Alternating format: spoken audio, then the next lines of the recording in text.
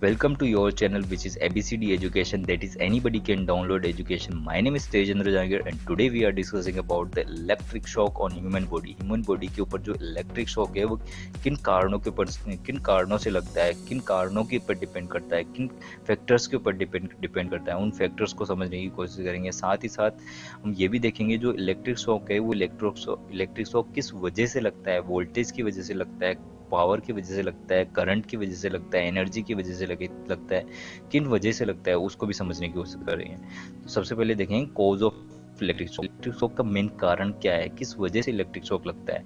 Electric shock in human body is due to voltage, current, power, energy. किस वजह से electric shock लगता है। Always remember, human body is dead only due to current flow, not voltage, power, energy, because voltage must required to drive the flow of electron which is current। ठीक है, देखो यहाँ पर जो इलेक्ट्रॉन का flow है उसी की वजह से इंसान मरता है। जो वोल्टेज है, वोल्टेज तो सिर्फ मेंटेन करता है इलेक्ट्रॉन के फ्लो को। जितने ज़्यादा इलेक्ट्रॉन के फ्लो होंगे उतनी जल्दी इंसान मरेगा। देखो, जितना ज़्यादा वोल्टेज होगा उतने ज़्यादा इलेक्ट्रॉन का फ्लो होगा, जितना कम वोल्टेज होगा उतने कम इलेक्ट्रॉन का फ्लो कम होगा। ठीक है, तो अल्टीमेटली जो रेस्पॉन्सिबल है वो रेस्पॉन्सिबल सिर्फ और सिर्फ इलेक्ट्रॉन है। So the only flow of electron is responsible to kill the human body. Okay, आगे चलते हैं। Electric shock in human body depends on, देखो किन किन फैक्टर्स के ऊपर इलेक्ट्रिक शॉक है वो डिपेंड करता है, वो उसको समझने की कोशिश करते हैं। देखो, मैग्नीट्यूड ऑफ वोल्टेज, वोल्टेज का मैग्नीट्यूड जितना ज़्यादा होगा उतना ही ज़्यादा करंट फ्लो होगा, तो उसके ऊपर डिपेंड्स करेगा। रेजिस्टेंस ऑन ह्यूमन बॉडी का जो रेजिस्टेंस है उसके ऊपर डिपेंड करेगा। ठीक है, जितना ज़्यादा रेजिस्टेंस होगा उतना कम करंट फ्लो होगा, जितना कम रेजिस्टेंस होगा उतना ज़्यादा करंट फ्लो होगा। ठीक है, ह्यूमन बॉडी की स्किन के ऊपर डिपेंड करता है, उसकी स्किन ड्राई है या वेट है उसके ऊपर डिपेंड करता है। ड्राई है तो उसका रेजिस्टेंस ज़्यादा होगा तो उसमें करंट कम फ्लो होगा। उसकी स्किन वेट है तो उसमें उसका रेजिस्टेंस कम होगा, उसके अंदर करंट ज़्यादा फ्लो होगा। मास ऑफ ह्यूमन बॉडी के ऊपर डिपेंड करता है। फ्रीक्वेंसी ऑफ सप्लाई, जो सप्लाई की फ्रीक्वेंसी है उसके ऊपर डिपेंड करता है।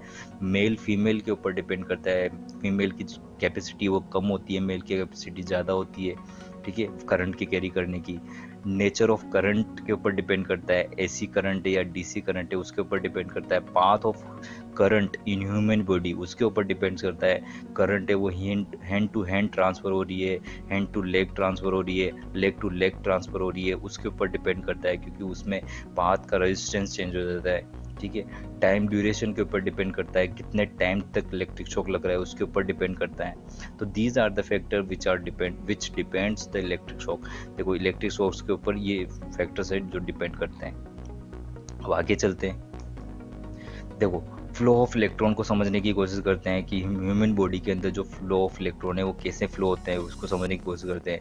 देखो, यहाँ पर जो है ये इस पर्सन ने जो लाइन को टच कर दिया, तो लाइन को टच करने के बाद में जो करंट है वो करंट डायरेक्टली ह्यूमन बॉडी में होते हुए, डायरेक्ट स्टमक में होते हुए, डायरेक्ट लेग में होते हुए, डायरेक्ट ग्राउंड होकर वापस रिटर्न कर जाएगा।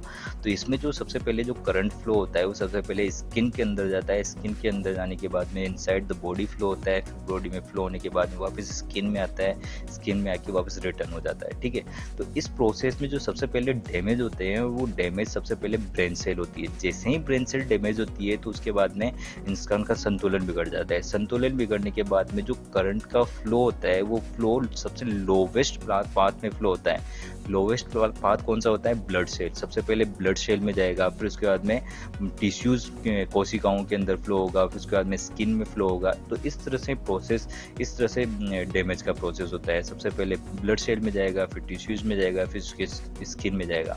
ठीक है, तो अब देखो, अब जो ये जो डायग्राम है इस डायग्राम को समझने की कोशिश करते हैं। इस डायग्राम को समझने के लिए हम इस डायग्राम का इक्विवेलेंट सर्किट बना लेते हैं। ठीक है, तो इसका इक्विवेलेंट सर्किट देखते हैं। This is the equivalent circuit. ठीक है, तो यहाँ पर जो लाइन टर्मिनल में सबसे पहले जो करंट है वो करंट किस में गया? करंट गया है सबसे पहले स्किन में। स्किन के बाद में उसके अंदर जो टिश्यूज है, कोशिकाएं हैं, उसके अंदर गया है। ठीक है, उसके बाद में उस कोशिकाओं के अंदर जो ब्लड सेल है उन ब्लड सेल के अंदर गया है, फिर ब्लड सेल से वापस स्किन के अंदर आया है, स्किन के अंदर आके वापस बाहर निकल के डायरेक्ट वापस रिटर्न हो गया है। तो इस तरह से करंट का फ्लो हुआ है। ठीक है, अब देखो, जो रेजिस्टेंस होता है बॉडी के उसके ऊपर डिपेंड करता है। जो बॉडी का रेजिस्टेंस होता है वो 1 किलो ओम से लेके 2000 किलो ओम तक वेरी करता है।